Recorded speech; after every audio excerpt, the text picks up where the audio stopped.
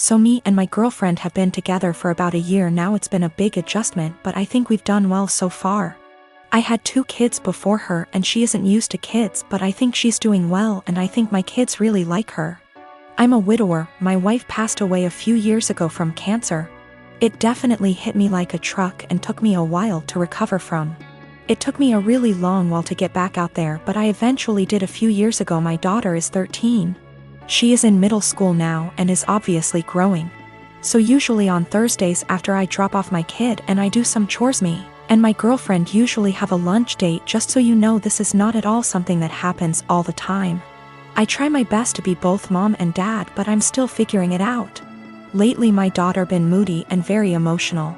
I had a thought that it could be her period because she's getting to that age on Thursday. A few hours after I dropped her off, I got a call from my daughter, and soon after the school, because she had ended up getting her period in school.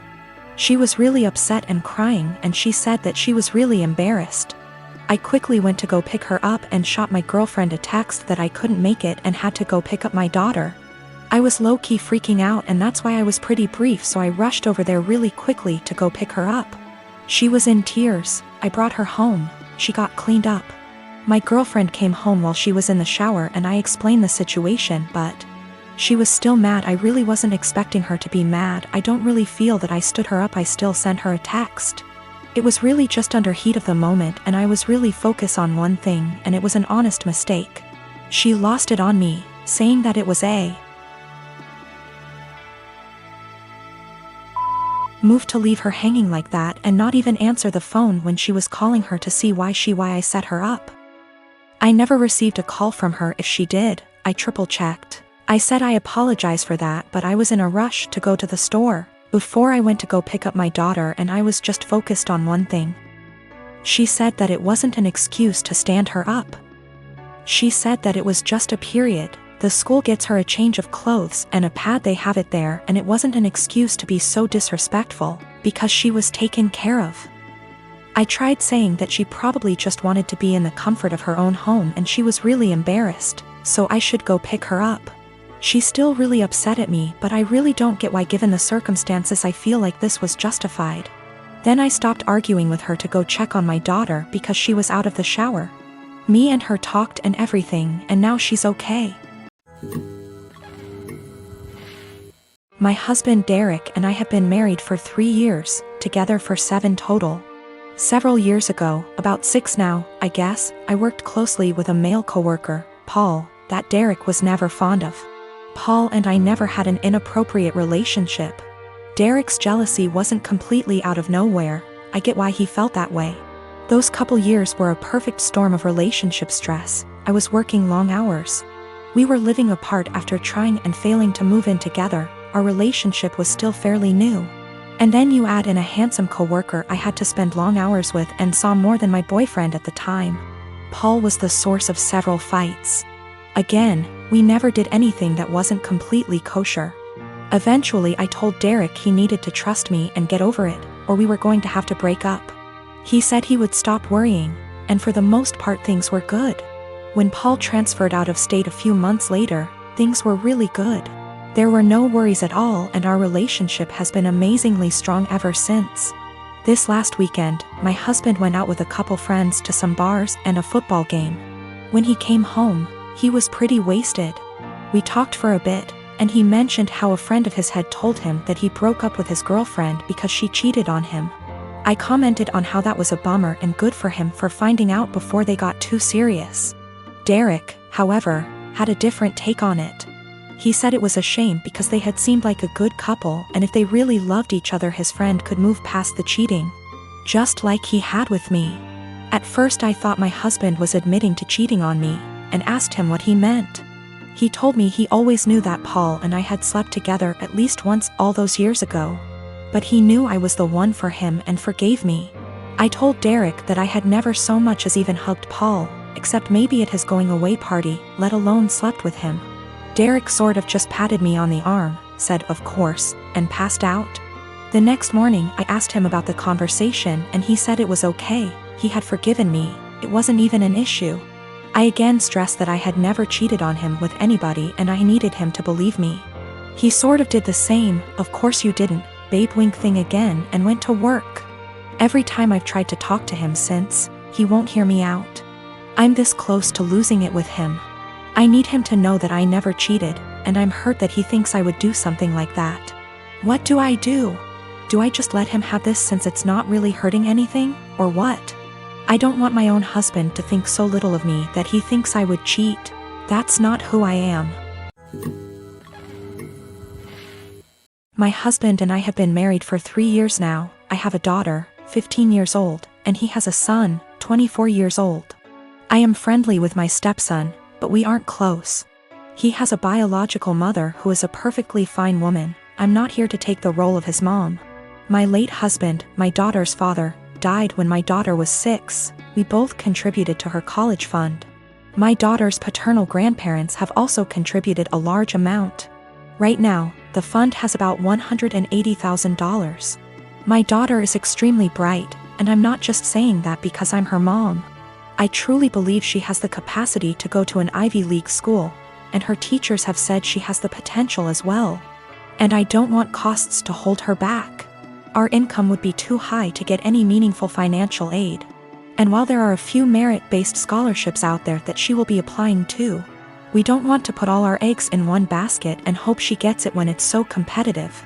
My current husband and I have separate finances. He doesn't contribute at all to my daughter's fund. My stepson is struggling with a heroin addiction and has stolen money, jewelry, heirlooms, and electronics from us for drug money.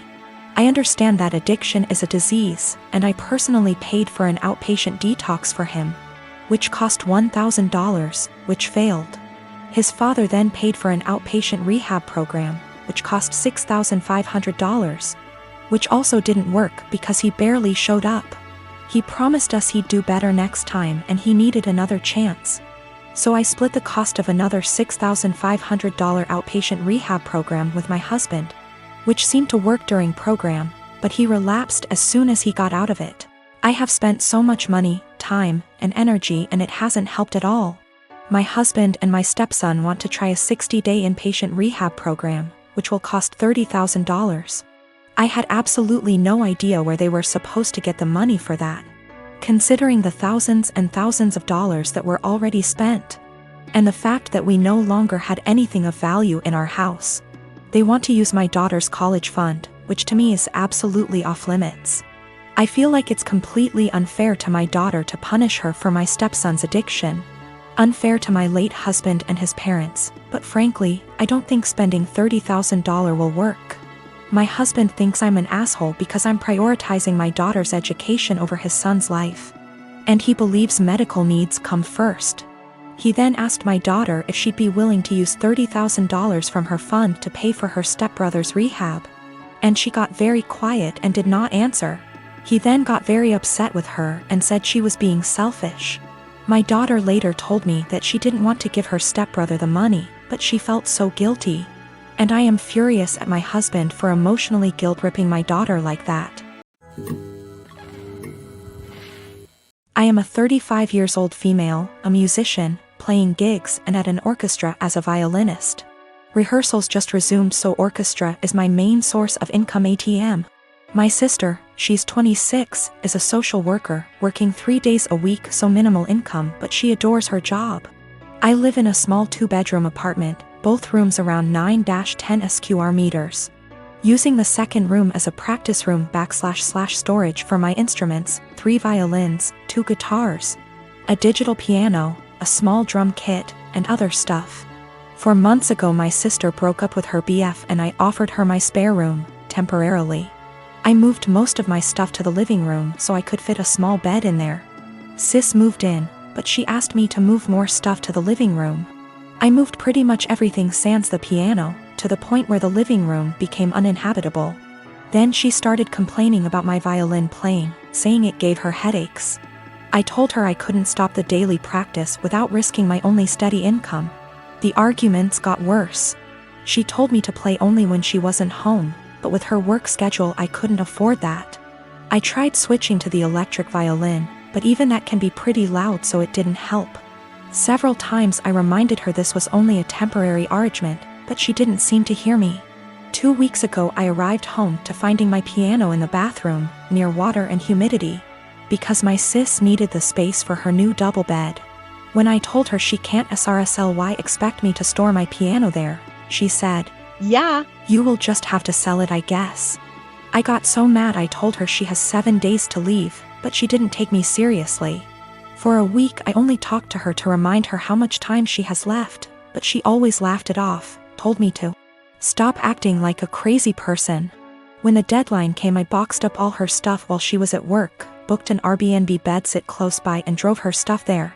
She was livid but couldn't do anything but take her new keys and stay there. The following week she kept calling me with an increasingly apologetic tone, saying she shouldn't have moved my piano or bought a bed. She promised she would put more effort into finding a new place. And by the end of the week I considered most of our issues at least addressed, so I drove to help her move back. But when I was carrying the first box down, she went, "I do hope you will at least stop with the violin this time." I absolutely refused to take more of that F******ing violin. I dropped the box, wished her good luck and left. Now, 2 days later. On one hand it feels like a huge overreaction to leave my own sister literally homeless because of an argument about the violin. I know she cannot afford to stay there, but on the other hand I have no plans to allow her back here. Because I feel she would just continue crossing boundaries and never leave.